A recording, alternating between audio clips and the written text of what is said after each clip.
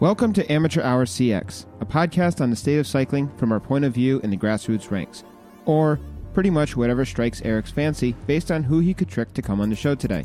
I'm Mark Walling, and here's your host, Eric Schillinger. Welcome to our show. We have Justin Lindine here with us today. Hey, thanks for having me. I understand you've had sort of an unfortunate recent occurrence. You have a broken wrist, right? Yeah, it's true. Just had surgery on it yesterday, but it's been sort of out of commission for about a month now. So I don't mean to be crazy. We haven't spoken about this, but I follow your social media feed. It was a mountain bike crash. What actually got you? I knew you were hurt, but I don't know exactly what happened.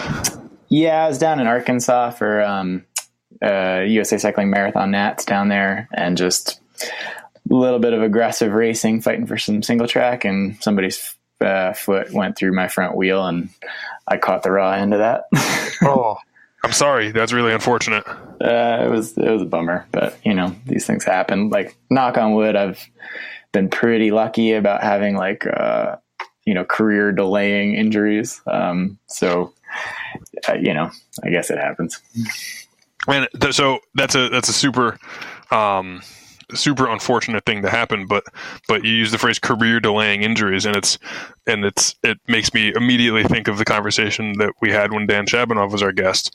One of the things that we were talking about was that he was he's like a pretty legit cyclocross racer, and yeah, I asked him actually if he considered himself to be a pro, because he's on the Richard Sachs team, and I mean, look, from where I sit, that's like about as pro as things can get. I mean, I suppose you could be in Europe and on, whatever, a Krellin team or something. It's different, but it's all about your perspective, right? Right, it's about your perspective.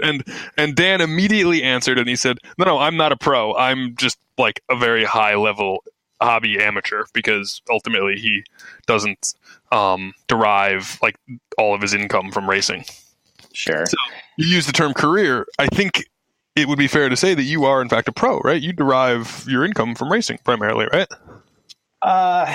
Yeah. I mean, I think Dan is kind of modest about where he's at in cyclocross. Like I would consider Dan a pro, just from like a performance standpoint. So I guess it's a little bit how you were going to evaluate like whether you're basing your status off of your economic survival in the sport, or like who you're racing against in the sport. But yeah, to answer your question, like the past, I guess 4 years, maybe 5 years, ever since I moved to Utah. So I think 5 years now, I've been lucky enough to be kind of making it work just by racing bikes. A little bit of side stuff here and there, but mostly just racing bikes. Well, that's spectacular. So you have a team that is I think this term gets tossed around, and I don't mean it in a way that is negative. I think sometimes people say, like, "Oh, it's a privateer racer," but you have basically your own program, right? You've set up sponsorship with Apex Technology Group. Is that the name of the company? Yep. Yeah. So I was on Redline, and then when that ended, I kind of like was. Wait, what happened to Redline? Like, Redline was like this big, huge force in cyclocross, and now, as far as I can tell, like they don't even make cyclocross bikes anymore.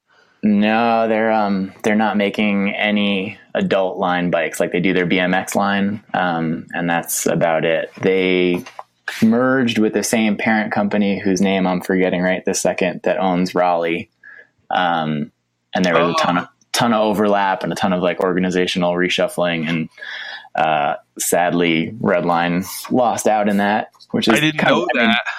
Yeah. I mean, I was bummed from like my own point of view, obviously, and working for them. But also just they have a history in the sport. It was sad to see them no longer making cross bikes. So. Yeah, that's unfortunate. It's interesting that they, I mean, if I was like a brand manager, I would almost think that you would reshuffle Raleigh and keep Redline, It's a sell. They have Ghost, Raleigh, Diamondback, Redline, Loki, we'll edit out me trying to pronounce that.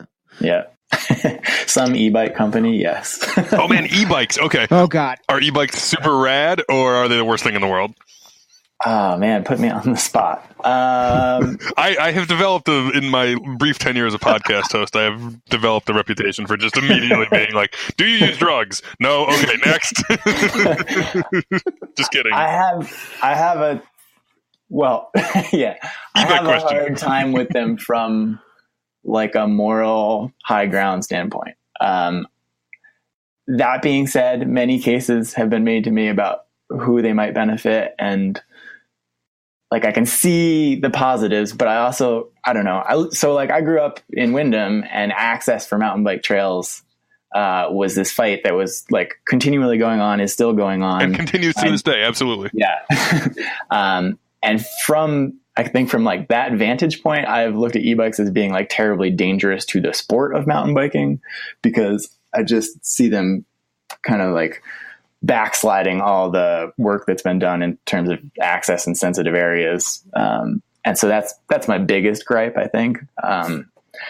But they're getting people out there. Like, I don't want to, the industry needs, all the kind of help it can get sustaining itself. So I don't know. It's a complex one. Let's backtrack from there. So you mentioned that you grew up in Windham. Yeah. You are originally a New Yorker, I believe. Yes.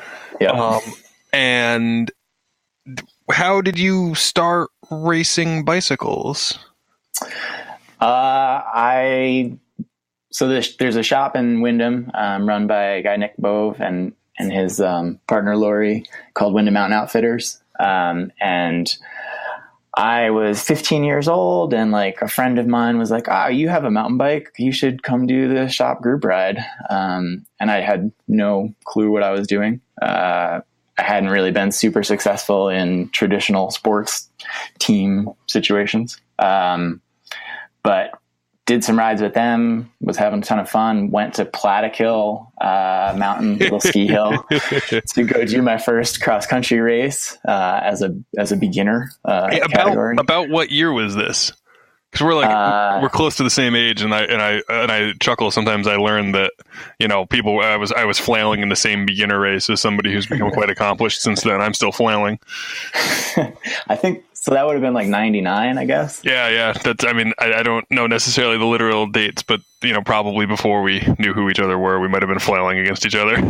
Oh, that's hilarious! Yeah. And I was pretty hooked from that point on. So you started on the mountain bike, and you got racing mountain bikes, and you had some success with that, is what I understand, right? Yeah, it was kind of, I won that first race at Plattekill, actually, which was pretty awesome. Yeah. So it helped with the whole hooking me into the sport kind of thing. Yeah, winning right off the bat is usually a good way to say, should I do this? Yeah, you're like, oh yeah, I think I could keep doing this. Okay, so. But that was, sorry, no. Can you describe for our listening public, which we've learned to our surprise is actually more people than Mark's mom. For somebody who's maybe not familiar with Plattekill, I've ridden bikes at Plattekill. I've actually raced cross country at Plattekill, and I've ridden downhill bikes. The last time I rode a downhill bike was at Plattekill, where I decided I would never ride downhill bikes again because I like being alive. Can you describe? That's a pretty apt description of Plattekill. Yeah. Maybe I've described it. Maybe we don't need to say anything else. But can you give your professional opinion on the description of Plattekill? What is it like to ride there? Yeah, at the time, right? Like none of us knew any better. Now, when I look back on it, that's the best way to put it. It's straight terrifying in like kind of every way. It's this little ski hill, kind of tucked in a valley, in the mountains of New York, but it's ridiculously steep. It's insanely steep. And the climb, I could be remembering it wrong, but I'm pretty sure most of the climb was just like up the ski hill trails. And then you sort of got to the top and you did some traversing on the ridge, and then you descended what was more or less like a creek bed back down to the bottom. Yeah. And this is with some ill-conceived wood bridges that later on in my career, I actually concussed myself. Probably the worst ever. Missing the exit of one of the bridges. Perfect. So so super sketchy. Raw. I guess raw is raw, right? Old school raw. I don't know if it's really a joke. I think it's kind of true, but the joke among skiers is that mountains that make good mountain biking are bad for skiing, because if it's steep enough to actually be a good ski area, it's way too steep for skiing. Like Jiminy Peak is too steep for mountain biking. Mount Snow is actually, it's a bigger resort, but it has not very much pitch. Mountain biking is pretty fun at Mount Snow, Yeah. Plattekill is like steep as shit.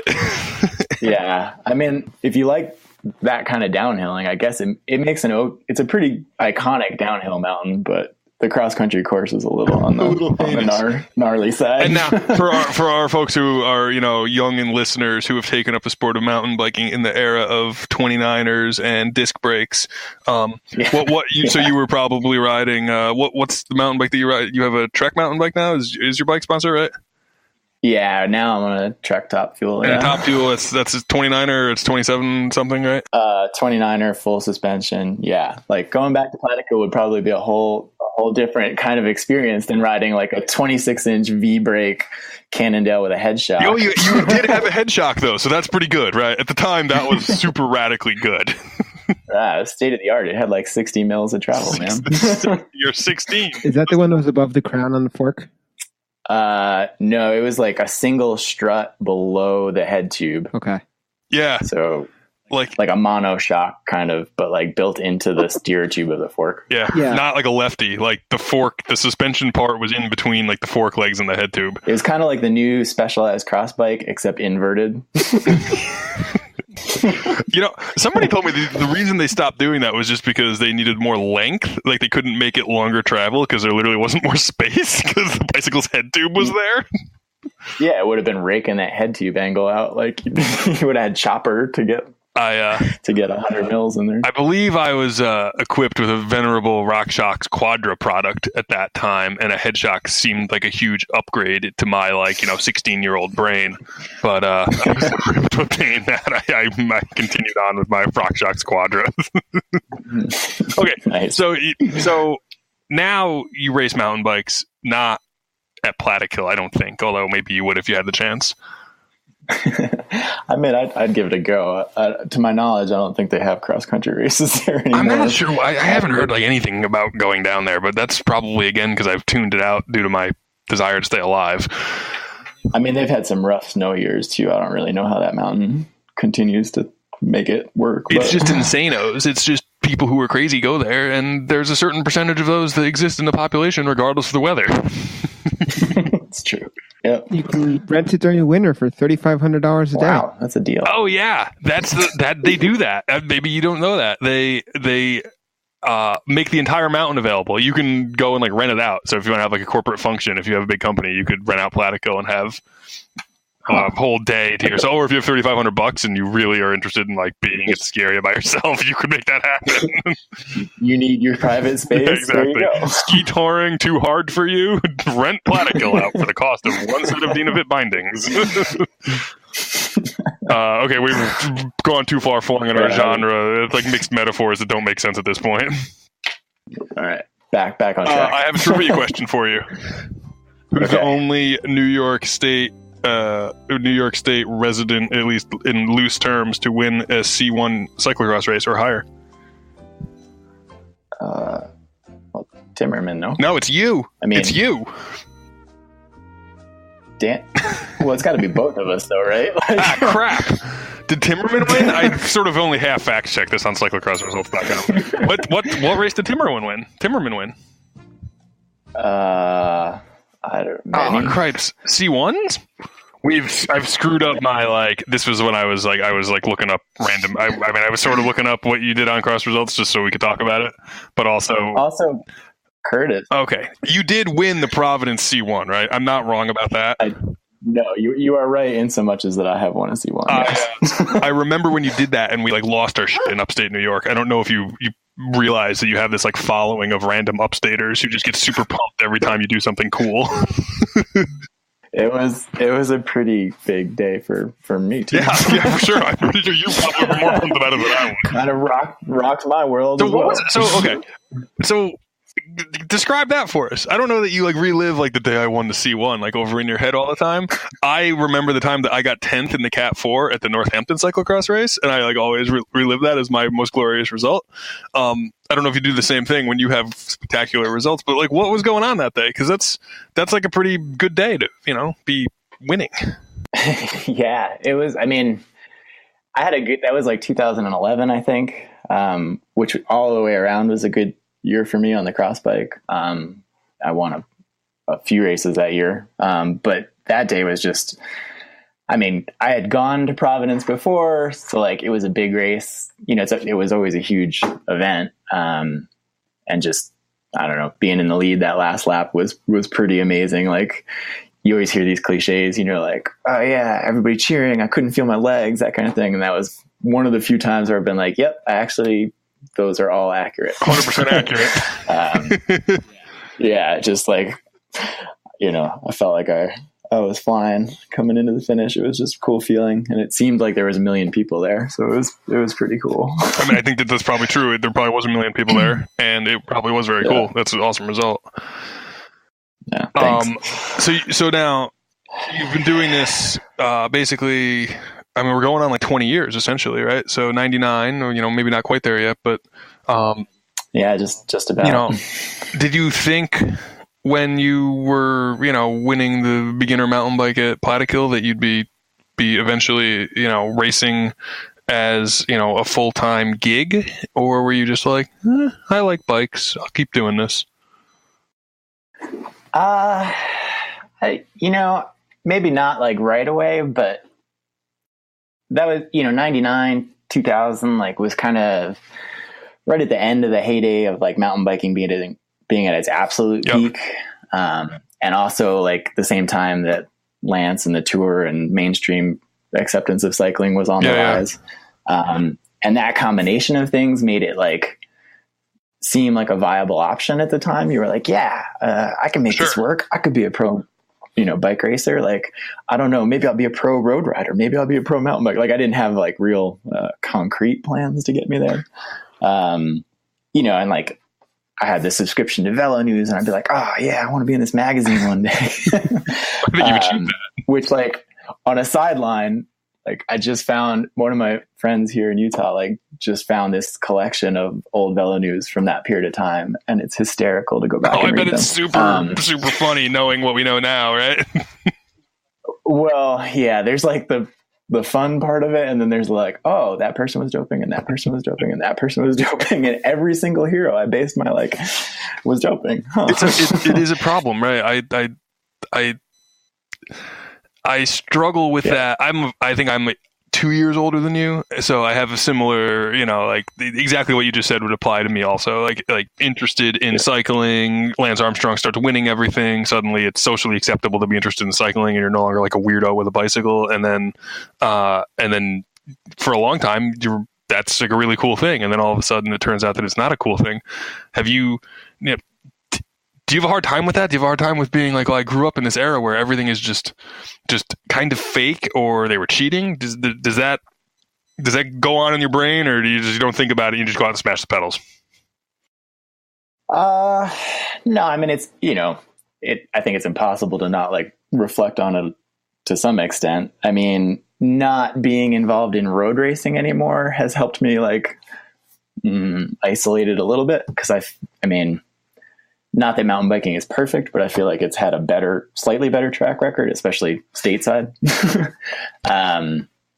You know, and like for myself too, like once you have the realization, like, okay, maybe I can make a career being a bike racer, but I'm probably actually not going to, you know, go like race in Europe and be on the world tour. I have to kind of find a different avenue. You're like, well, then it's less of an impact personally. I mean, I'm sad. I don't know. I'm sad that the heroes aren't there in the same way that they were like when you and I were in that period of time. Like now everything has an asterisk next to it. You're not quite sure about everybody's, you know, like feats of strength sort of. What about a guy like Tinker Juarez? Like, I shouldn't say his name in this conversation because I don't mean to imply anything about doping. I just mean there's a guy who's been around for a million years and is just super awesome and dope, I think, right? I mean, I met him one time at like the Pedro's Fest like 15 years ago, and he seemed cool as hell. Except he totally like snaked me and took me out on a climb, which wasn't very cool. Well, my claim to fame is Tinker Juarez cut me off and I fell over.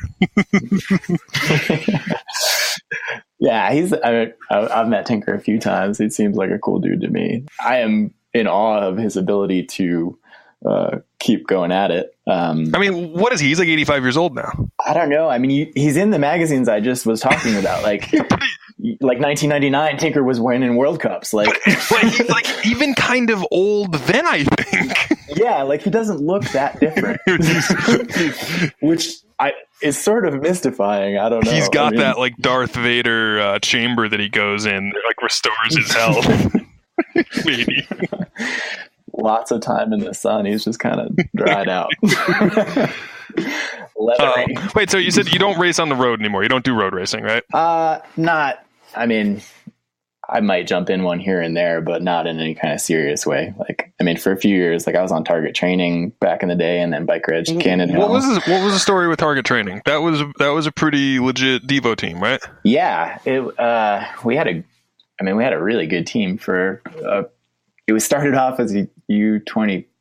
Yeah, was it like U23 or U25 when? Yeah, I think they had aspirations of U23, and then it was like everybody got a little older, like, oh, it's U25. So it started out as U23, and the next year was U24, and then the next year was U25. We don't even have the same riders. Then we were just an elite team. Right? Yeah. Now we're a masters team. But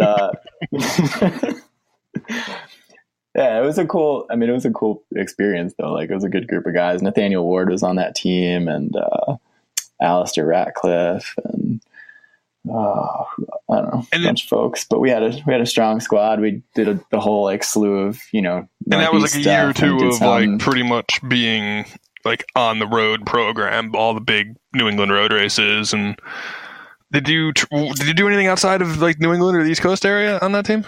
Yeah, we went out and did like Tour of Ohio. I think I remember Nathaniel telling me about that and just basically saying that it was the hardest thing he'd ever done in his whole life. Yeah, that race was bonkers.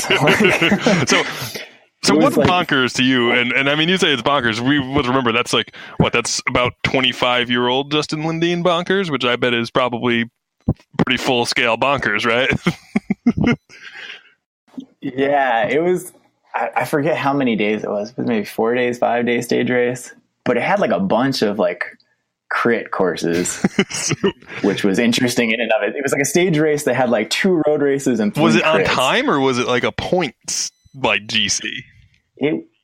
It was on time, and then they had a sprint classification, which like because we were over ambitious, we're like, we're going to try to win everything. Because it's a U25 team, so that's of course what you're going to try to do. Which is never a good plan. But we were doing pretty well. But the team was sponsored. I mean, the race was sponsored by the same company that sponsored this like NRC team at the time, Inferno. And so like they were heavily expected to win the race. And it became this like, oh, there's this team here that's trying to give us a run for our money. And they were like big, aggressive crit dudes. And then the last day was this road race. Maybe it's like 80 miles, 90 miles or whatever, but you went and did like a big loop out in like countryside Ohio. And then you came back into town and you did these finishing circuits on some college campus, but it had this like 18% cobbled climb and then a cobbled descent. And as we're out in like countryside, Ohio, this thunderstorm rolls in that's like epic wind and hail and rain. And so we get back to these cobbled finish circuits and it's pouring. And I think I just had like Nathaniel like lead me into the run into the cobbled climb and then attacked. I was like, I don't want to be near anybody. I'm going to attack so I don't die. Yeah, I managed to stay. I stayed away, but it was like, you're just like cyclocross skillsing it down this cobbled thing, and it turned into like a pursuit match between me and the one dude on Inferno who was leading the GC. who was like, I have to go to the front and try to catch you because I don't want to lose the GC. Did you win? And then they cut. I won the stage, but they wound up shortening the race. Like they cut 3 or 4 laps off the finish, which was always like a little.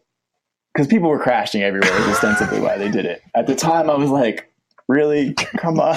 Because I was 2 laps away from pulling the GC. I was pretty upset at the time. And then, of course, the guy who won the GC because the race was shortened was on the same team as the major sponsor of the whole event.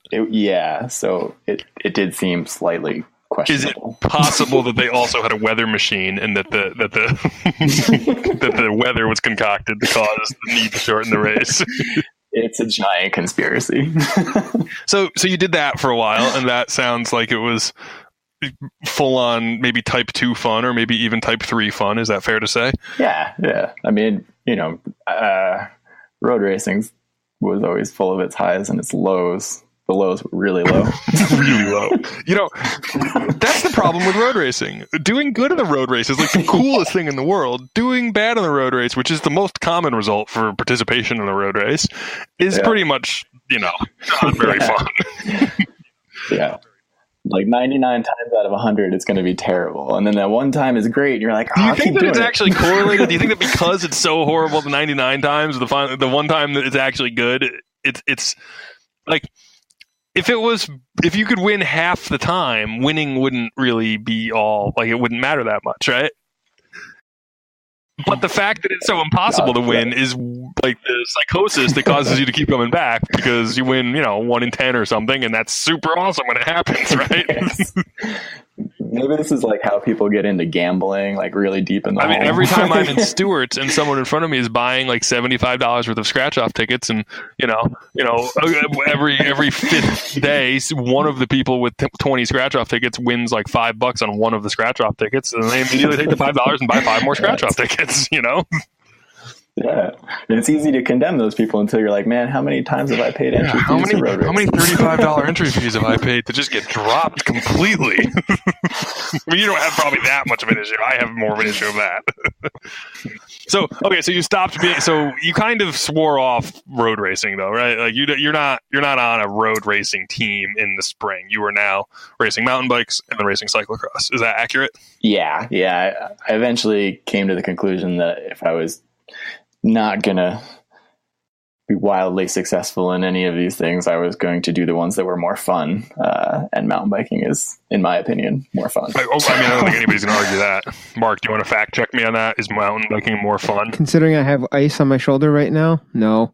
So now you race mountain bikes, and are you racing? So you were at Marathon Nationals, and sounds like you had maybe bad luck / someone crashed you out. I don't want to play blame on people, but I was, Are you? What else? Like, so if you weren't laid up right now, what else would you be racing? Are you doing those Epic Ride Series races, or what is like what would be on the calendar for the Lindine race schedule? Yeah, I mean, one of the awesome things about my current sponsorship situation and the privateer program on the cross side of things, it's kind of grown. It's no longer privateer. Like I have few teammates now, but I didn't know that. Who are your teammates? Last year we had Jules Gogli and Brendan McCormick racing in the elite races, and then Luke Mello racing in the junior field. And I think it's going to be the same crew this year, TBD a little bit. But now, I'm sorry. Now that you say that, I do recollect knowing that. So do you also like have kind of like a team management role, or is somebody else doing that? Are you just a rider on the team, or are you getting more people and building it?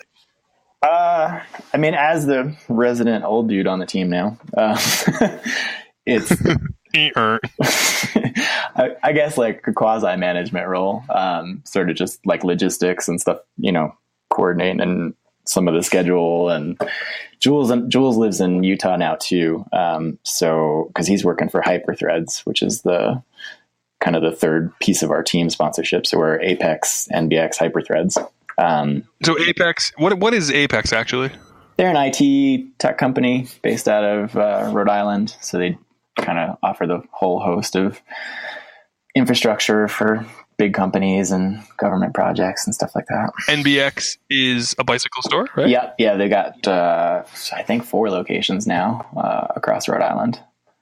How many years has it been now that you're doing mountain bike and CX, and you're not wasting time with riding skinny tired bikes? Is it like 5-6 years? It's been a little while, right? Yeah, it might even be 7, because like Redline, I was sort of doing a mountain bike season with them too. That was at various points facilitated by either Joe's Garage or NBX too. Right on. Now, didn't you, it must have maybe been the last year, maybe the second to last year with Redline. Didn't you do the Cape Epic or something like that? Yeah. I went and did that with Jason Sager. which was like kind of the all-time high mountain bike. Well, the hardest mountain bike experience anyway that I've ever done. Time out. Who's Jason Sager for maybe people who don't know? Jason's kind of a legend in the mountain bike world out here. He ran the Jameis team for a long time.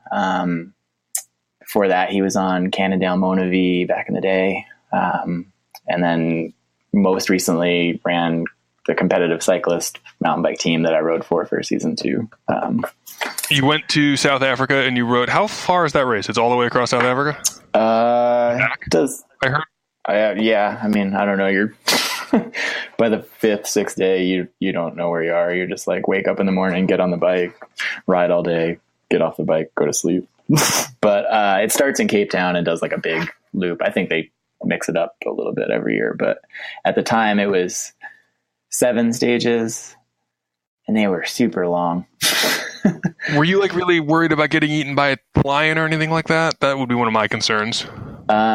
Truth be told, what I can come to find out is that like you have to worry about the plants. Like everything has like terrible thorns and like the plants all want to kill you. Like you can't. Oh, really? You can't brush up against anything. We got so many flat tires. like riding in the Southwest, but on like an epic level. Yeah. Yeah, like goat heads on the trees. like don't miss that apex and just brush the tree when you go by. Bad idea, right? Exactly. So that was a while ago. Did you take any? Okay, so you did that, and then you were like, you haven't done that again, right? Or I should say anything like that. You haven't done another one of these big, like, I mean, there's the Cape Epic. There's what's the race in Costa Rica? The La Ruta.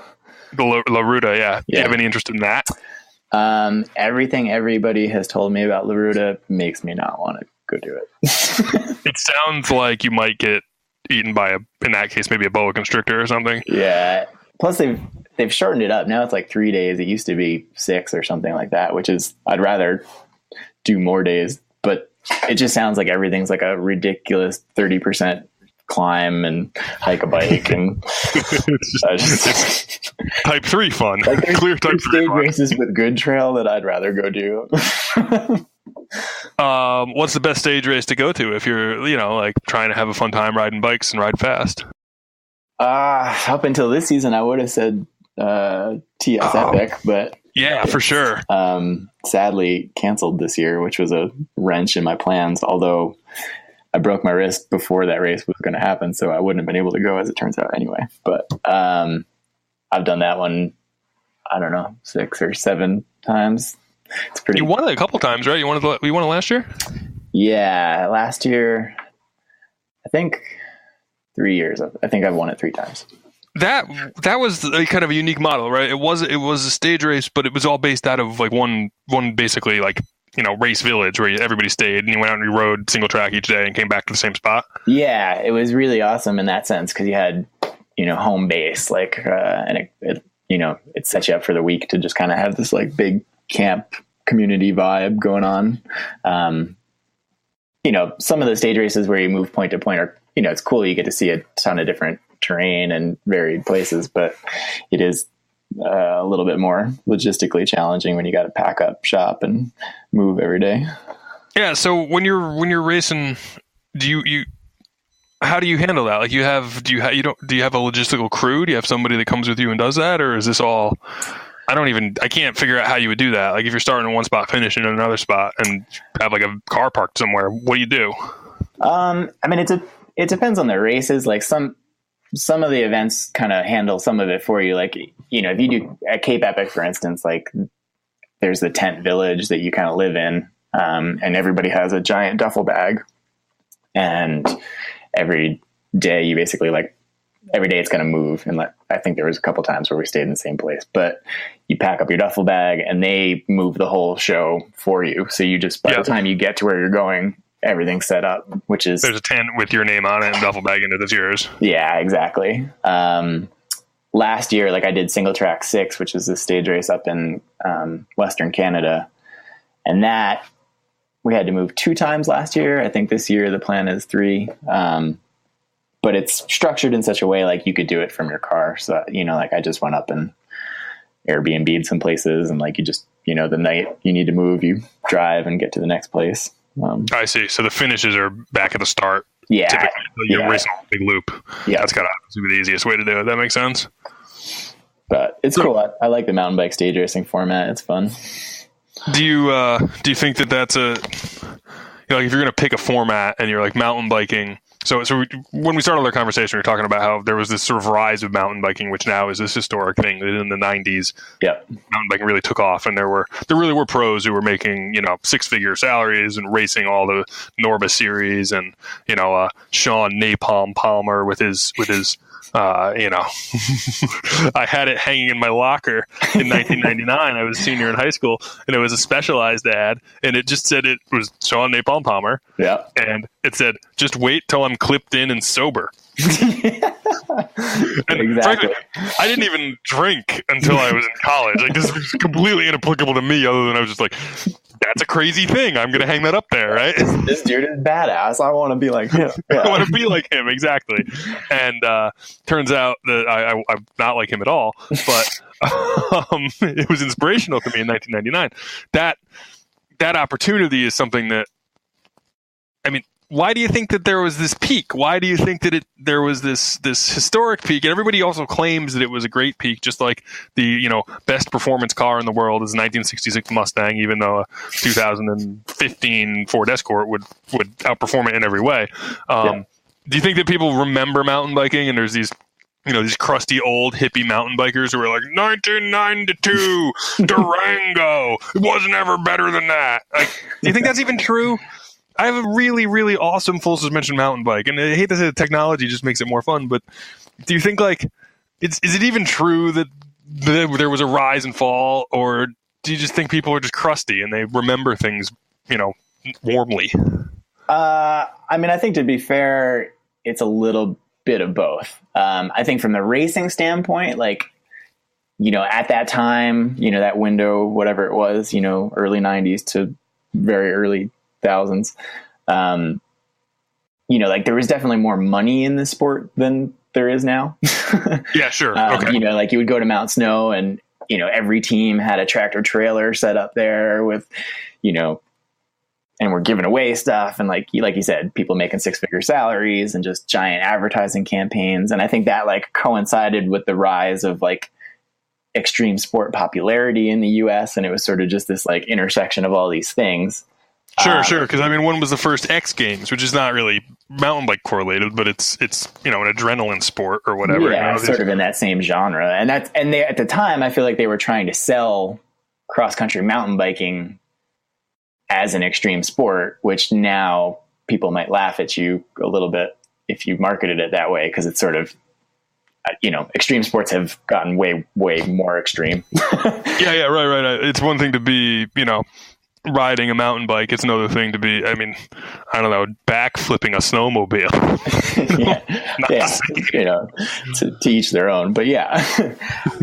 But in terms of equipment and trail building and access for the average person to go have fun on a mountain bike, and clothing and, basically anything equipment related, today is, there's no question better. The bikes are infinitely more capable. The bike that your average person's riding around on to go cross country racing, is more capable than a downhill bike from when we're talking about here. That's literally true. I have a pretty standard issue aluminum trail bike with nothing special on it, except it has a dropper post, which is still not even special. That's pretty standard issue now.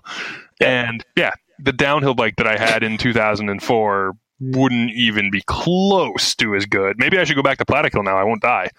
Actually. Yeah, you might have a whole new outlook on it. Probably not. So mountain biking has really changed, though, because it was these, a Norba race was this this big scene, and now, I remember going to some of those. I would go up to Mount Snow, and you would really feel I felt this way. You can tell me if you felt this way.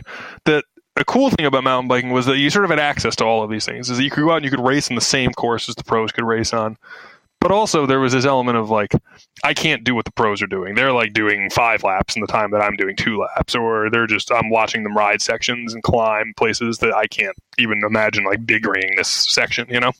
Yeah. And now I feel like, I don't know if you have this perspective coming from, you're at the opposite end of the ability and engagement in the sport spectrum. But I think that it's a little bit more warm and fuzzy. Like it's single track. What is it called? They don't have it now, unfortunately. It's canceled, but it was called like single track. What was the catchphrase for the Transylvania race? Single track summer camp. Single track summer camp, right? That's different than wait till I'm clipped in and sober. That's not a marketing campaign. That's a threat, right? Yeah, I mean, I think there's definitely, I think with stage racing, so mountain biking has like diversified a ton since, the Norba National Series and XC was sort of you either raced XC or you raced downhill, right? And that's the options you had. And everybody who rode mountain bikes kind of, maybe not everybody, but a lot of people who rode mountain bikes, like racing was like the logical conclusion at the end of that.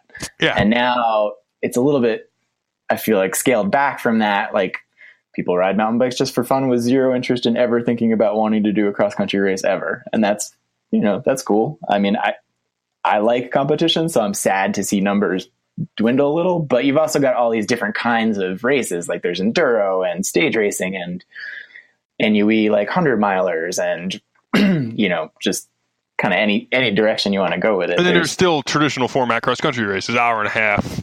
Yeah. Cross country races. Yeah. This past weekend, I was just up at Missoula, in Missoula, Montana, at the Pro XCT there with a junior team that I work with here in Ogden. So that's still a thing too. That my experience this weekend, that was not the healthiest race I've ever been to. It was a little bit like, it's funny that we're having this conversation now because the numbers weren't. There was nobody there. Oh, because I immediately pictured like a race where everybody had like cheeseburgers in their pockets. No, there was not that many donuts. Although being Montana, there was a lot of beer available.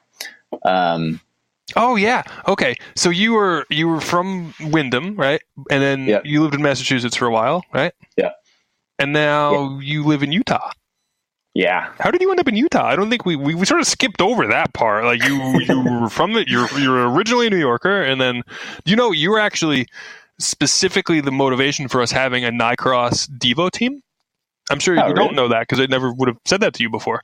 When we decided that we were going to create a team component of our organization that just was running the races, it was because we looked at folks like yourself and Nathaniel Ward, who were sort of locals to our area, at least somewhat, who had to go race on, like when you got good enough to go on to a better team, you didn't have an option to be on a better team. There was nobody that could support you, I think, right? I mean, you ended up racing for Massachusetts-based teams or New England-based teams. Yeah, basically. There wasn't, at the time, I don't think there was any New York kind of based cyclocross teams for sure. No, there weren't. And, actually I say, I don't know your reasons. I shouldn't, I've imputed into my own brain that I thought you had to go race on a New England team. And I should say, I thought that. So that's why we did this. You can say, Eric, that's not true at all. I was going to race for CBRC, but I specifically thought that you were a dick. But that would also be an okay response. No, I think your assessment is correct. Yeah. And I am a dick, it turns out also. So we started a Devo team with the theory that, when riders who were local riders showed talent that would warrant maybe a little bit more support and more attention than they get from either not having any team or being on a real true club team, that we would try to provide that to them. And we've had some success. I mean, obviously Emma White would probably be like, that would be an example of that. It's a big check in the success column. Yeah. And I mean, frankly, all we did was give Emma an opportunity to have a jersey and someone stand in the pit. I mean, Emma would be doing what she was doing, whether she ever met us or not. There's no question about that. But, we like to think that we sort of, we were one of the butterflies that scared the elephant, that caused the breeze, that eventually started the chain reaction of success. No, I mean, that's, having access to that kind of, even just the most basic level of support is key. Like if I hadn't had Wyndham Mountain Outfitters to ride for in town, like I don't know that I would have fallen into the sport. I mean, like, sure, yeah. If you don't meet Nick, then you might be doing something completely different, right? Yeah, like cycling wasn't a part of I had a bike. I rode my bike around for transportation, but it wasn't like the idea of competing and having it be a full-time thing, or even just a mainstay hobby, wasn't kind of part of my youth before that. So I've sidetracked myself to tell you that you were the motivation for the development of our entire team. But I was going to say, you lived in Mass, and then eventually you moved to Utah. Why did you move to Utah? My wife, Jess, so we were living in Massachusetts. She did her grad work at UMass, and then got a 1-year teaching position filling in for someone who was on sabbatical at Hampshire College. And then post that, she was looking for jobs, and this was one of the places that she applied to and got accepted. And it was sort of the best intersection. It was like here or a school in Central Florida. And I was like, no, thanks. Let's move to Utah. Wow. That is probably the most amazing combination of like intersecting. So your wife is a professor. She's a teacher of some sort. Yeah, she's a professor at Weber State University here in Ogden. She's in their theater department. She does lighting and sound design for theater. And you are a professional mountain bike racer, and she managed to get a job as a professor in Utah.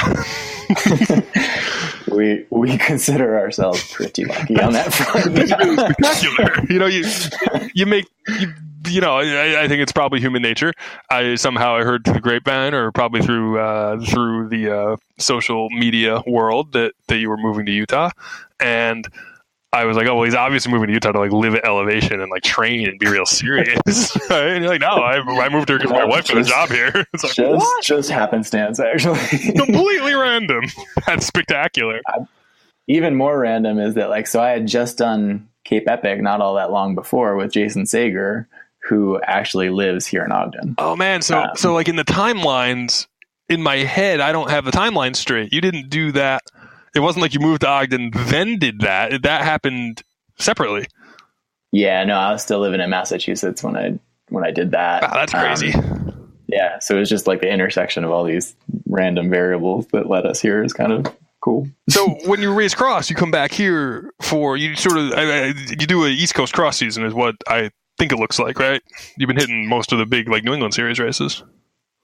Yeah, I mean, there's more and more cross races around the country. New England, Northeast in general is still a pretty big hotbed for doing UCI racing. And plus with 2 of the 3 sponsors kind of East Coast centric, it's good to get back that way. And I like being back on the East Coast that time of year, especially too, and seeing everybody. So I've tried a few different strategies of making it work. Like last year, what seemed to work best is I did the World Cups in Madison and Iowa, and then drove a vehicle back east, and left it there, and did like kind of 2 weekend blocks of racing where I would be out there for a week or 10 days or whatever, and then come home. Oh, that makes sense. So you drive out, you put your car, you leave your car, you just park your car somewhere like outside Hartford in a ditch. Yeah, it's in basically any of my friends who I can talk into letting me leave a car there, just driveway. So you can leave a car in my driveway, but it would be pretty irrational from a travel standpoint. Also, when you come back, you might find my daughter sitting in the driver's seat yelling, "I drive car? I drive car?" Which probably have. I mean, is she good at it? Because I get tired of driving. So far, I asked her if she knew what the steering wheel did, and she said no. And then I asked her if she knew what the brakes were, and she just yelled brakes. So, I mean, if you want to let her drive your car, she's 2, you could go for that. It's fine with me. Can't stop, won't stop. That might be the most literal definition of that ever. So what's on the program? You had surgery on your hand. I hope that heals rapidly. Has the doctor given you an idea on when you could be back on a bike? Well, I don't know. I mean, I had it, so it was in a cast for the for this past month. And I was definitely not riding my bike. I don't know why anybody would think that. But it wasn't healing well. You were definitely not riding your bike? Let's confirm that again. It wasn't really bothering me that bad, but it turns out it wasn't healing well either. So now I have the screw in it. I'm hoping that I can get back to the riding I wasn't doing before now that it's screwed together. Oh, God. They're telling me like I have 15 days until I have it checked out again, at which point I should be, fingers crossed, good to go. And I mean, the screw. So you're telling me 2 weeks, the screw comes out, and you're good to go. That screw stays in there permanently. Oh! Congratulations! You are now the Terminator. Yeah. I'm working on my slow, like eventually, go full Wolverine on it. Do you have any other metal parts? I have 2 screws in my knee. Oh, nice. They make any weird noises or anything? The knee makes a lot of noises because there's no cartilage in it anymore. But is that from cycling or is that from something else? It happened on a bike, not cycling so much. I was messing around on a friend's BMX bike in high school and like manualing through a parking lot, and just it popped out in front of me, and I like went to catch myself, and the knee went backwards. Oh no! And so that blew my ACL. But because I was kind of stubborn about it, like I went a whole summer pretending nothing was wrong. And like tried to play soccer in the fall. And like at that point I would like fall over and have the 2 leg bones not be aligned, and I was like, I should probably get this fixed. this right angle at my knee is probably an indicator, right? And the doctor very much told me I was dumb for waiting so long. But that's crazy. Do you think that there's like a component of your athletic ability that's just like, I mean, you joke about being Wolverine, but if you were able to like go for months and months with a blown out ACL and like sort of play soccer while doing that, I mean, like maybe you do have a little bit of a Wolverine category. Is that possible? There are those who have told me my stubbornness is an attribute. My wife points it out periodically. I mean, not, I guess showing up is like 90% of success, but like refusing to leave is like 9% of the remaining 10%, right? Right. Yeah. I like when I'm feeling more cynical about how I'm doing in bike racing, I'm sort of like, I'm only, I've had good results in it, and I feel like I'm a pretty decent bike racer some days, but there's definitely just like the refusal to quit has also been a component of success. Like I've definitely had people parallel to me in my, in bike racing as I've come along, and some of them are in the sport still, but a lot of them are not. And sometimes on the days when it's a little harder, you're like, kind of sit back and wonder, you're like, am I dumb for like continuing to push this rock up this hill, or am I like holding fast, but, I'm sure Sisyphus had the same questions. Now, because you brought it up, the idea of some of the folks who are your contemporaries or maybe not doing this anymore. Do you see a timeline where maybe you wouldn't do this anymore? Do you think that are you at the late stage of your career, or are you a Todd Wells guy whose your career is going to go for 10 more years, or a Ned Overend guy who your career is going to just never stop? You're just going to keep going, or Tinker Juarez, who actually is getting younger now, is my understanding. He's reverse aging. It's what's that movie? He's the talented Mr. Ripley. Is that the guy? Benjamin Button. No, he's Benjamin Button. Yes, I bet Benjamin Button would be a really good bike racer. To your question, I don't. I struggle with that. I don't know. I enjoyed racing, so I don't feel like the pressing need to quit. Like, it's still fun. You do kind of wonder, or like I wonder sometimes, like, is it still relevant? Like, is what I'm doing making sense, or like serving some purpose? Which is a hard question to answer about bike racing some days anyway, because, it's kind of this thing that you live in a little bubble, and, does it impact people or not? I don't know. it's been really fun this year to start working with a junior team called Impact Evo here in Ogden. And it's been reinvigorating to like, you know, pass along some knowledge to these kids and see that they're stoked about the sport and, you know, just kind of fires you up again. So that's been a lot of fun for me. But I don't know. I mean, I'm not Todd Wells. Like I've never been that good, and I don't foresee a meteoric rise in my fitness anytime in the near future. But you know, I'm consistent, like, and it's, you know, it's still fun every year to try to like find that place you can improve, you know, try to scrap for the 0.5% every season to kind of keep it going. Exactly. You know, you talk about the impact and say, like, you know, am I doing something that makes a difference? And I don't think that you decided to be on the podcast to get a pep talk. I don't get the impression that you need one. But can you guys make me feel better?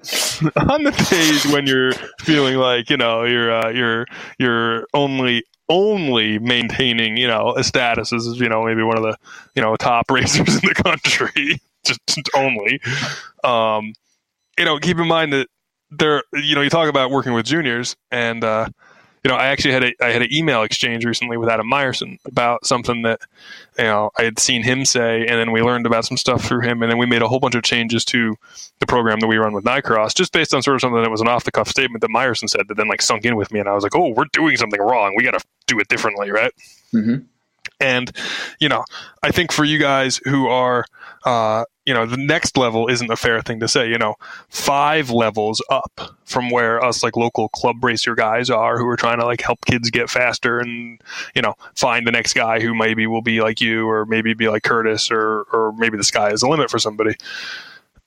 You being out there battling it still is absolutely encouraging to guys like me who are just, you know, riding my bike like a few hours a week to not be super fat. So keep that in mind. It definitely encourages us, and it encourages us to try to do shit so that people who are coming up next are going to have the opportunity. So well, I'm sure that's not lost on you. I'm sure you know that, but you know, it's a real thing. We definitely, at Nycross, we definitely like have specific people in our heads as people that we go, yeah, that's a reason to keep doing this. And you're one of those guys. I appreciate it. Thank you. You're going to come back east and race in the fall. Will we see you? Yeah, that's the plan right now for sure. Haven't quite nailed down the final draft of the schedule, but you have like an approximate program, probably the bigger UCI races, I would think. Yeah, it'll definitely be UCI race focused. You know, whether or not I get into the World Cups is still up in the air. I got to file a discretionary nomination one of these days. But you'll be back here. So, I mean, we can assume that we'll see you at MBX, right? That's like, I mean, that's the sponsor hometown race. You got to go out there and slay that one, right? Yeah, that's a hard line on the calendar. So I want to ask you 2 things, and I don't want to forget them. So I'm going to say them both, and then you can handle it however you would like. My real question is, you've raced a bunch in New England. You've raced around the country more though than a lot of people have raced, and you've actually raced around the world. And those of us who race on the East Coast, I think there's this chip on our shoulders that we have like the best scene, that the cross scene sort of emanates out from the East Coast. And the further you get from Boston, the less legit it is. And I don't know that that's really true, but I think that's something a lot of people like to think when they are close to Boston, right?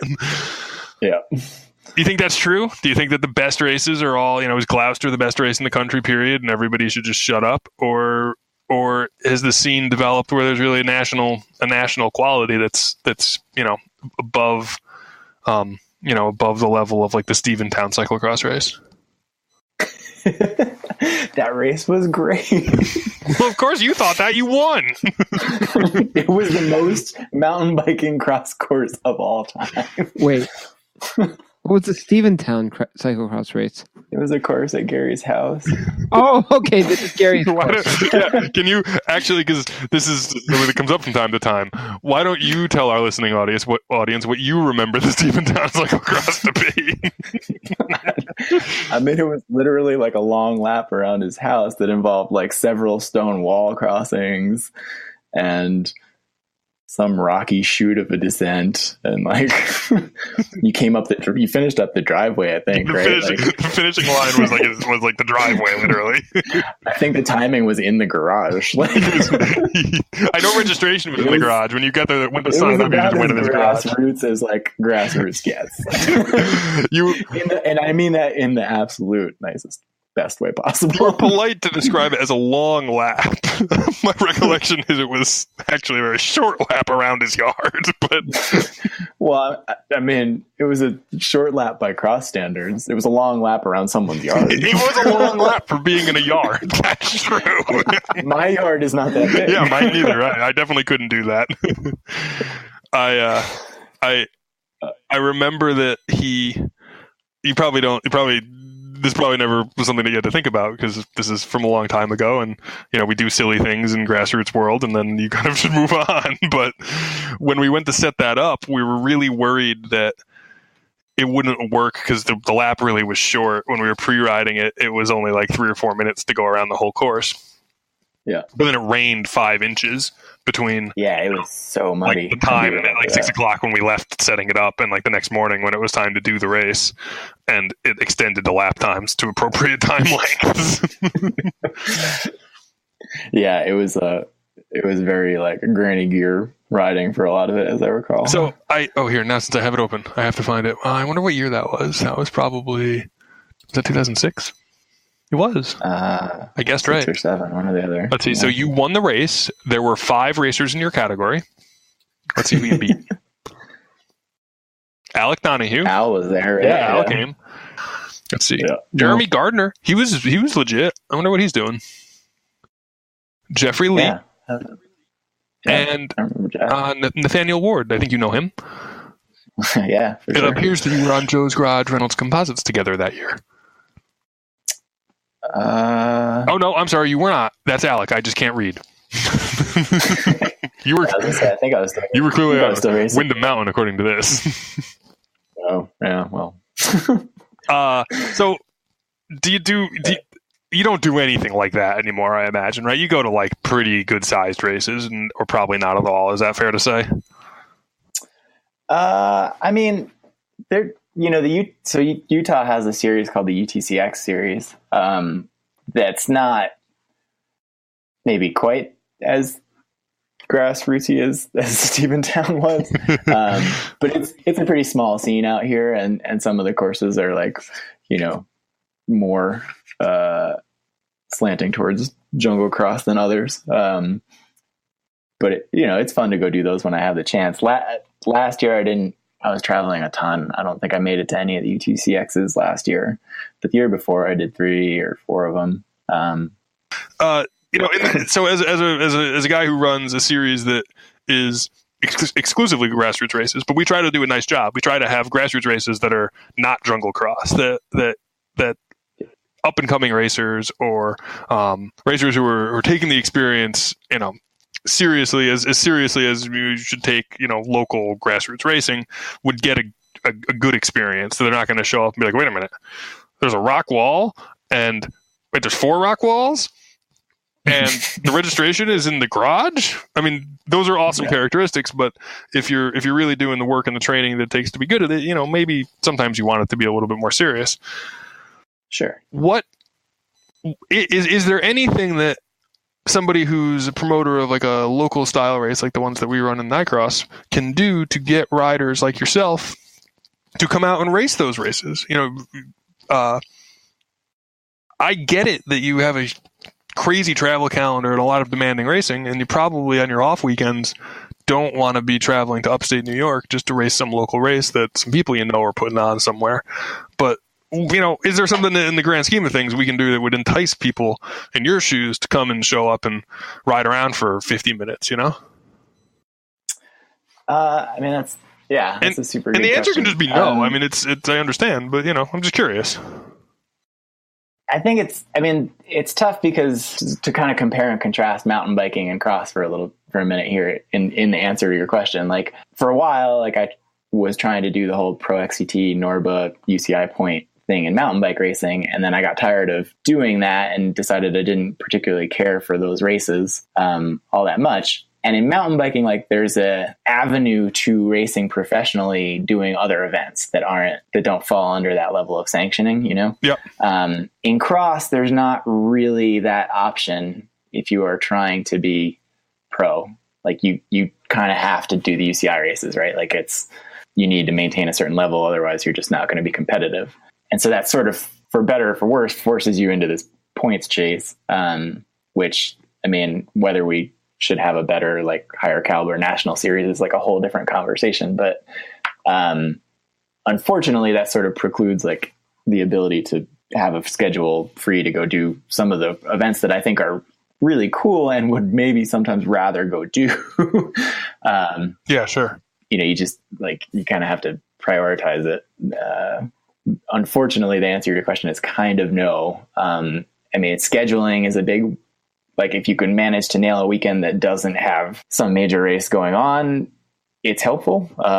You know, but that's like a harder and harder task for a promoter to do. You know, there's not a lot of free weekends between. No, you're absolutely right about that. Between many local races and a lot of UCI races, like it's a busy schedule, especially in the Northeast and New England, but more so all around the country lately. So I don't know. It's tough. I mean, it's not maybe like the PC answer. I think prize money is helpful to get people to show up.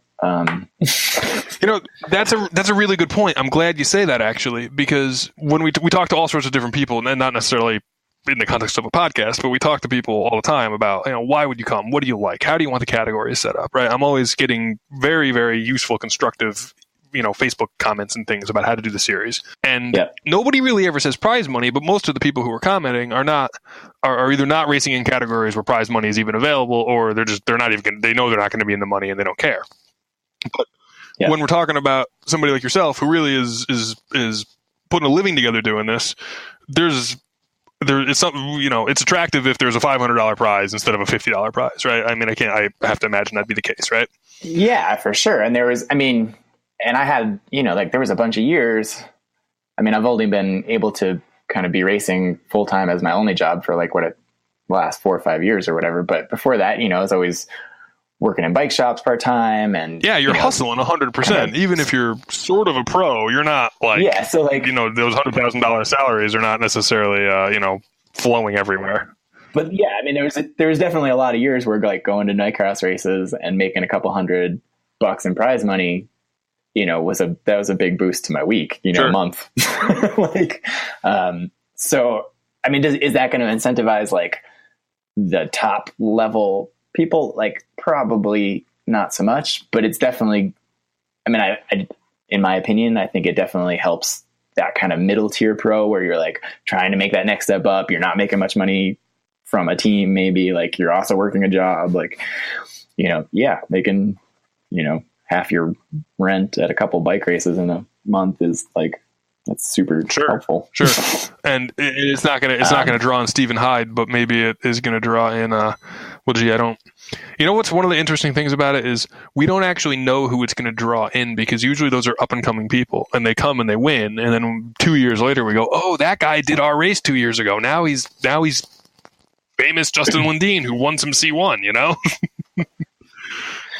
Yeah, I mean, I think in a lot of senses, you know, and you can correct me if you think I'm wrong, you do a lot of race promotion, but it's kind of one of the key components of grassroots racing is being this stepping stone for elite level 100%. Racing. And it's for you guys, I feel like it's kind of a thankless job. Like, you know, you never get the return on that in a way. Like you kind of have to take gratification in like that you did this thing, that you helped this person achieve, like, but it sucks a little bit that like, it's hard as an elite cross racer to go back and like support these events that got you where you're going, but it's just sort of the nature of like the way the system is set up. In like a ideal world that I completely understand does not exist and would not work, I would love it if like you, Curtis, Jeremy Duran, and Anthony Clark, like if the four of you all showed up, plus probably, I mean, why wouldn't Powers come if those guys were going to come, and Al should come, and you know, why isn't Meyerson coming at that point? Like in theory, you know, a bunch of you have ties, or a bunch of racers. I mean, this is true of all grassroots series. There's always somebody somewhere, especially if you're probably in New York or New England, who has raced a grassroots race, and then you guys have gone on to do substantial things in the sport. It would be super awesome if everybody would descend on a local race and blow it up with a real fast elite race. But it's not realistic. It's just, we have to be happy with the idea that maybe I'm not going to see you at the Nicross races this year, and I wouldn't certainly expect to, I understand. But hopefully the people that are going to be there are going to use it as a stepping stone, and they're going to go race in Europe, and they're going to get to a level where they're a national caliber racer, and we help with that. I totally take satisfaction in that. That's what, not to be like, hokey, but that's what I'm telling you. When you're wondering, like, should I keep doing this? You better keep doing it, at least for a little while, because you're the motivation for us to keep doing what we're doing. So the next kid who's just got a bicycle, but maybe doesn't really like playing baseball that much, gets an opportunity to go and do this, Yeah, totally. So, yeah. I mean, I don't know where I just flipped into like soapbox mode. Sorry. This is our Field of Dreams moment here. You build it. We did build it. Yeah, you built it. Man. So let's see. You don't know when you're going to be back on the bike. Hopefully in 2 weeks, but probably secretly tomorrow is what I'm reading from what you're telling me. I mean, I think I need to make it like 3 days before I take this bandage off. But you may have a problem. You may need to see somebody. I don't mean about the injury. It's hard. I mean, that's the thing I joke about. But yeah, I don't think I'm the only one that's like, no way, man. Elite athletes who are addicted to biking. Okay, different question. This is my sort of wrap up question, because for us East Coast folks, it's approaching my bedtime, right? Getting on there, yeah. Mountain bikes. I don't want you to say where the best scene is, because we know that the best scene is probably very proximate to where you are. But what's your go-to big adventure mountain bike ride?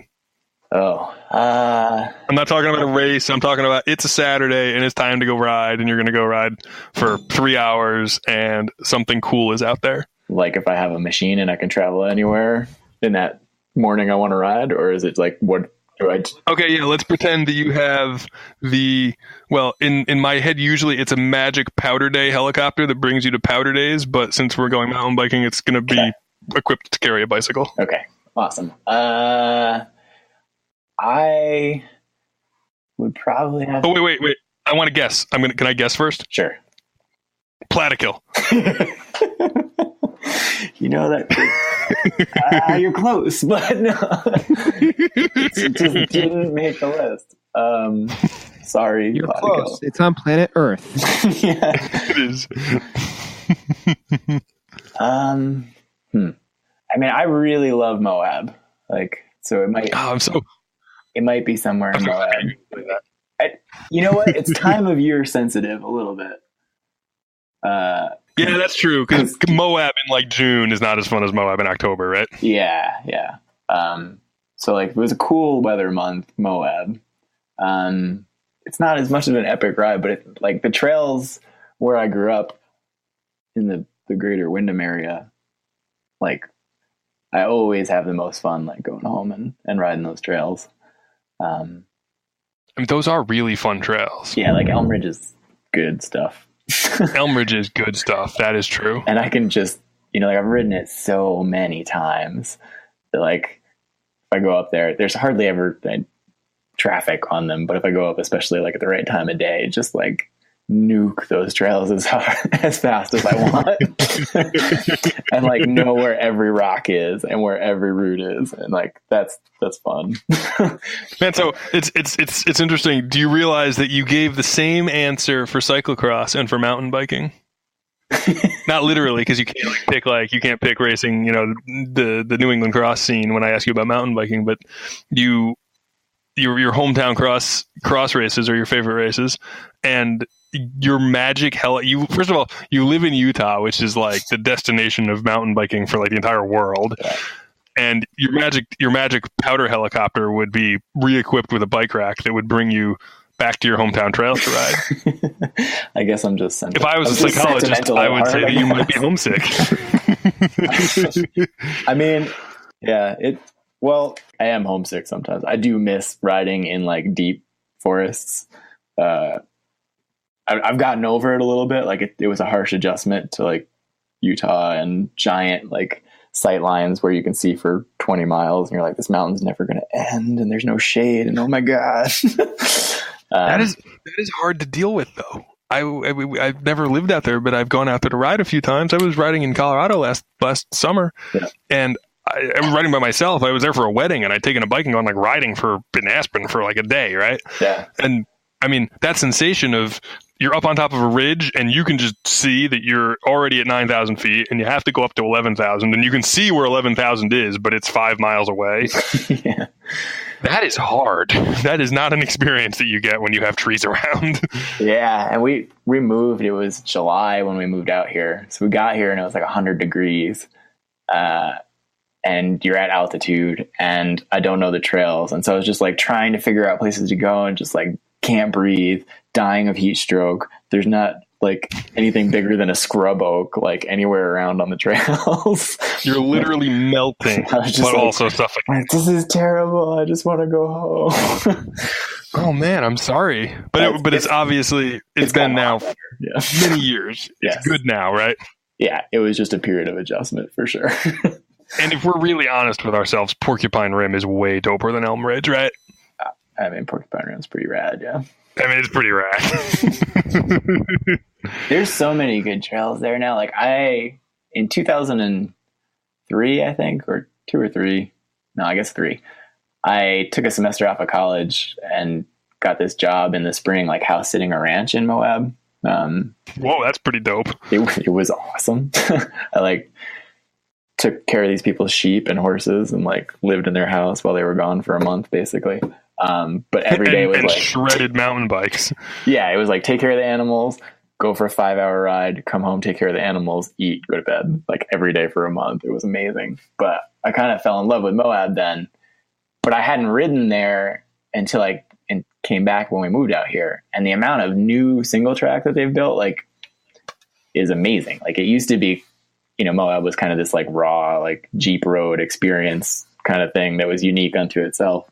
But yeah, I mean, they put in hundreds and hundreds of miles of like purpose built rocky single track, like just good stuff. It's cool.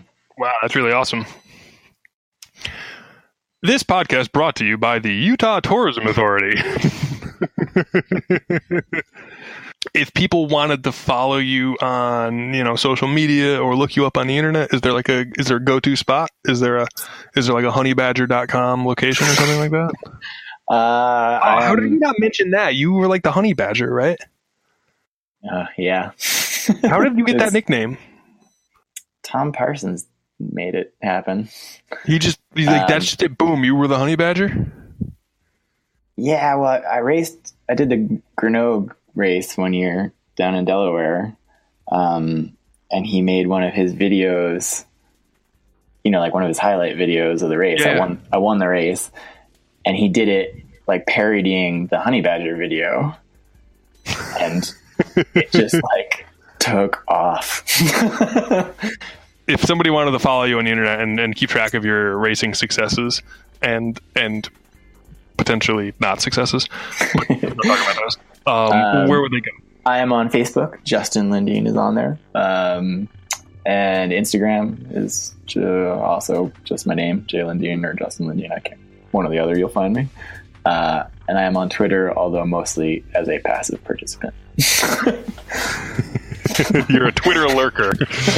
Yeah, I just read the shenanigans. I don't contribute to the shenanigans. just waiting for Ryan Treborn to say something.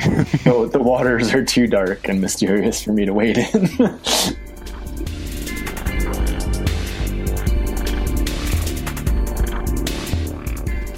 Thanks for listening to this episode of Amateur Hour CX. If you have liked these episodes, please consider supporting us on Patreon to help offset production costs.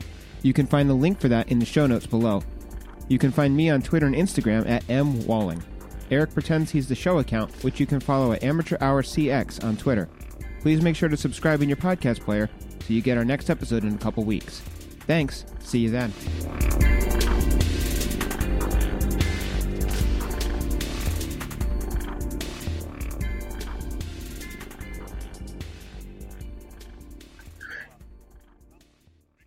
Make sure that's right. This site's really lacking. It's lacking. You've got the correct information, and I can't read. Who do I complain to? Points off for user friendliness. No, Eric wants points off. Points on for Eric. There we go. I get more points? My cross result score has gone up because I'm bad at podcasting now. This isn't fair. It's a whole new metric. Aww. Podcastingresults.com.